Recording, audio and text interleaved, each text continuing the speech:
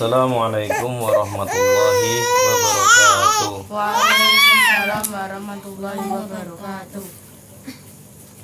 Alhamdulillahi rabbil alamin. Alladzi hadana lihada wa ma kunna linahtadiya laula an hadanallah. Asyhadu an la ilaha illallah wahdahu la syarika lah wa asyhadu anna Muhammadan abduhu wa rasuluh la nabiyya ba'da. Allahumma shalli wa sallim ala sayyidina Muhammadin wa ala alihi wa sahbihi ajma'in. Qala Allah ta'ala fi kitabil karim, a'udzu billahi minasyaitonir rajim. Bismillahirrahmanirrahim. Wa idh qala Ibrahimu rabbi ja'al hadha baladan aminan warzuq ahlahu minas samarati man amana minhum billahi wal yawmil akhir. Qala wa man kafara fa umatti'uhu qalilan summa ad'uruhu ila adabin nar wa bi'sal masir. Sama baik. Kita lanjutkan ya. Tadi sudah kita mulai dengan surat Al-Baqarah ayat 136. Artinya dan ingatlah ketika Ibrahim berdoa, ya Tuhanku, jadikanlah negeri ini negeri yang aman sentosa dan berikanlah rezeki dan buah-buahan kepada penduduknya yang beriman di antara mereka kepada Allah dan hari kemudian. Perhatikan, ini ada kata-kata beriman kepada Allah dan hari kemudian. Begitu pentingnya hari kemudian karena tidak mudah manusia untuk mempercayai dengan hari kemudian atau hari kiamat, hari akhir, hari penghisapan. Allah berfirman, dan kepada orang-orang kafir pun aku beri kesenangan sementara, kemudian aku paksa dia menjalani siksa neraka, dan itulah seburuk-buruknya tempat kembali. Tetap dikasih kesenangan ya. Allah itu Ar-Rahman ya, Maha Pemurah. Sekali lagi, doa Nabi Ibrahim itu menegaskan sifat aman bagi rumah Baitullah itu ya. Pada kali lain ditegaskan lagi makna kewarisan terhadap keutamaan dan kebaikan. Sungguhnya Nabi Ibrahim telah mengerti nasihat Tuhannya sejak pertama kali ya. Dia telah memahaminya sejak Tuhan Allah berfirman kepadanya, janjiku ini tidak mengenai orang-orang yang zalim ya. Nabi Ibrahim telah mengerti pelajaran ini, maka di sini di dalam doanya agar Allah memberikan rezeki dari buah-buahan kepada makhluk, kepada penduduk negeri itu, Ibrahim sangat berhati-hati mengecualikan dan membatasi orang-orang yang dimaksudnya itu ya.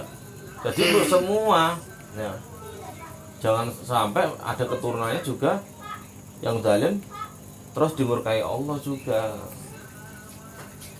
Tetap dikasih Allah, dikasih apa? Diberi kesenangan sementara ya. Inilah rahmannya Allah ya. Walaupun orangnya apa? Kafir sekalipun tetap dikasih kenikmatan, kesenangan. Ya. Kalau orang kafir dikasih apa, tidak dikasih kenikmatan, tidak dikasih kesenangan dunia, ya bisa jadi malah tidak ada orang kafir nanti kan. Kalau ketahuan kalau uripe loro kabeh, oh berarti aku ini kafir, ini harus tobat, ini ya tobat ya.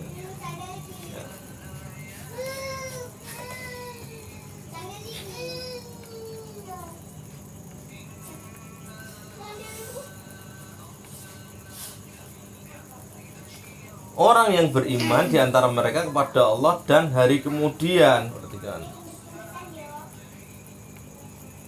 ya, Ibrahim sangat hati-hati ya, sangat berhati-hati mengecualikan, membatasi orang-orang yang dimaksudnya ya, yaitu orang-orang beriman di antara mereka kepada Allah dan hari kemudian. Itulah Ibrahim yang lemah lembut ya, lemah lembut hatinya dan penyantun, yang taat dan istiqomah.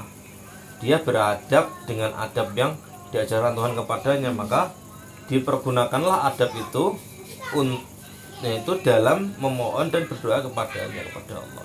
Pada saat itu Allah memberikan jawaban untuk memenuhinya sambil menjelaskan kelompok manusia lain yang tak disebutkan dalam doa Ibrahim, yaitu golongan orang-orang yang tidak beriman, yang tempat kembalinya adalah azab yang pedih.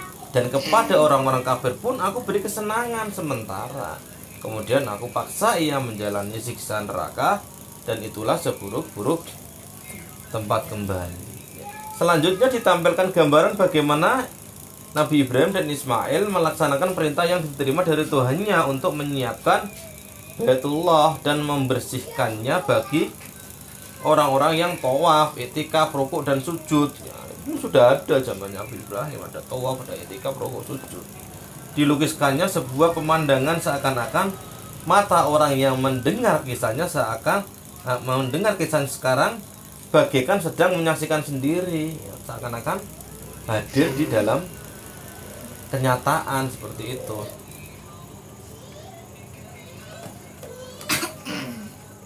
Wa yarfa'u Ibrahimul qawaida minal baiti wa Ismaila Rabbana taqabbal minna innaka antas sami'un alim, ya. Dan ingatlah ketika Ibrahim meninggikan atau membina dasar-dasar Baitullah bersama Ismail seraya berdoa, ya, ya Tuhan kami, terimalah dari kami, ya, maksudnya amal kami, sungguhnya Engkau yang maha mendengar lagi maha mengetahui, ya. Rabbana waj'alna muslimaini laka wa min dzurriyyatina ummatan muslimatan laka wa arina manasikana wa tub alaina innaka antat tawwabur rahim. Rabbana wa ba'ats fihim rasulan minhum yatlu alaihim ayatika wa yu'allimuhumul kitaba wal hikmata wa yuzakkihim innaka antal azizul hakim, ya. Ya Tuhan kami, jadikanlah kami berdua orang-orang yang tunduk patuh kepada Engkau, dan jadikanlah di antara anak cucu kami umat yang tunduk patuh kepada Engkau, dan tunjukkanlah kepada kami cara dan tempat-tempat ibadah haji kami, dan terimalah tobat kami, sungguhnya Engkau lah yang maha penerima tobat lagi maha penyayang. Ya Tuhan kami, utuslah untuk mereka seorang rasul dari kalangan mereka yang akan membacakan kepada mereka ayat-ayat Engkau dan mengajarkan kepada mereka Alkitab, Al-Quran dan Al-Hikmah Sunnah, ya, serta mensucikan mereka. Sungguhnya Engkau lah yang maha perkasa lagi maha bijaksana. Ini surat Al-Baqarah 127 sampai 129. Pernyataan ini dimulai dengan kalimat berita, sebuah kisah yang menceritakan, ya, dan ingatlah ketika Ibrahim, ya, meninggikan atau membina dasar-dasar Baitullah bersama Ismail, ya, membuat apa? Pondasi, ya. Pondasi untuk Ka'bah seperti itu. Ketika kita sedang menantikan berita selanjutnya, tiba-tiba disingkapkan dan ditunjukkan kepada kita keadaan mereka berdua sebagai layaknya kita sedang melihat mereka dengan mata kepala, bukan dalam imajinasi. Keduanya hadir di hadapan kita yang hampir-hampir kita dengar suara lirih mereka bermunajat mengajukan doa permohonan kepada Tuhan. Yang Tuhan kami, terimalah dari kami amalan kami, ya. Sungguhnya Engkau yang maha mendengar lagi maha mengetahui. Ya Tuhan kami, jadikanlah kami berdua orang yang tunduk patuh kepada Engkau, dan jadikanlah di antara anak cucu kami umat yang tunduk patuh kepada Engkau, dan tunjukkanlah kepada kami cara-cara dan tempat-tempat ibadah haji kami, dan terimalah tobat kami, sungguhnya Engkau lah yang maha menerima tobat lagi maha penyayang. Ya, senandung doa, irama doa, dan suasana berdoa semuanya hadir seakan-akan sesuatu yang hidup, ya. Ada obrolan, doanya seperti berupa obrolan dengan Allah, dengan Tuhannya langsung, ya, dan penuh santunan, penuh ketawaduan, ya. Kenapa penuh ketawaduan? Ini perhatikan.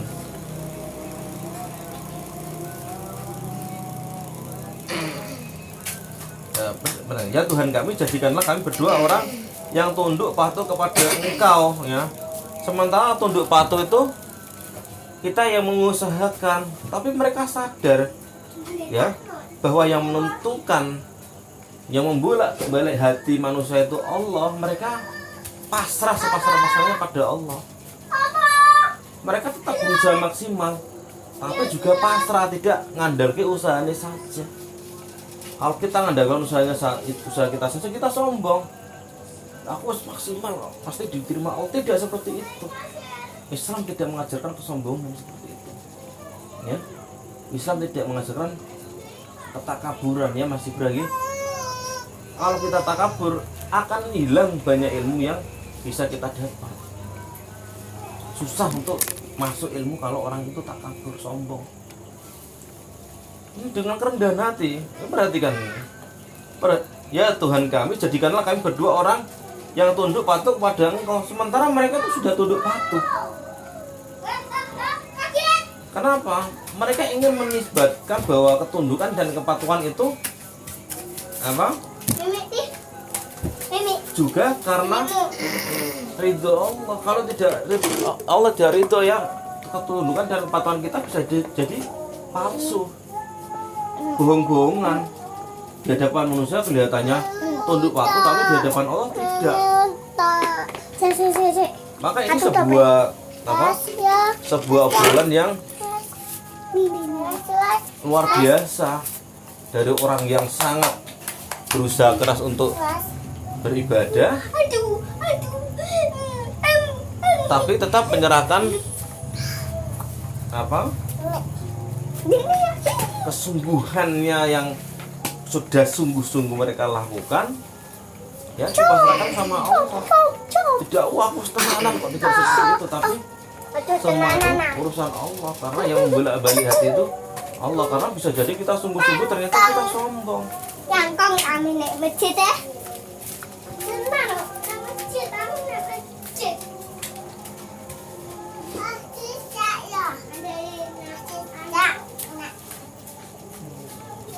Maka di sini disampaikan senandung doa, irama doa dan susunan berdoa semua hadir seakan-akan sesuatu yang hidup, ada sosoknya dan bergerak pada saat itu. Itulah salah satu keistimewaan pengungkapan Al-Quran yang indah, mengembalikan pemandangan yang gaib dan telah jauh berlalu. Gaib seakan-akan sedang hadir, dapat didengar, dapat dilihat, bergerak tampak wujudnya dan mengalir padanya kehidupan. Itulah keistimewaan pelukisan indah.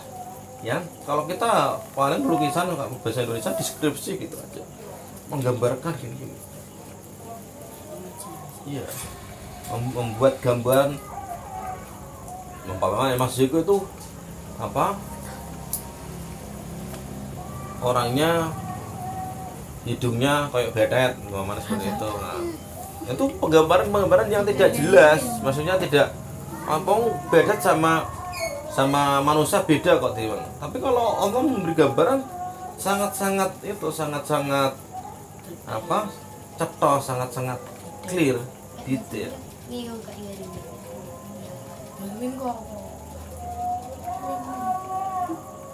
Nah, itulah keistimewaan pelukisan indah dengan maknanya yang benar, yang layak bagi kitab yang abadi. Ya. Cukup dulu ya. Wassalamualaikum warahmatullahi wabarakatuh. Waalaikumsalam warahmatullahi wabarakatuh. Sip.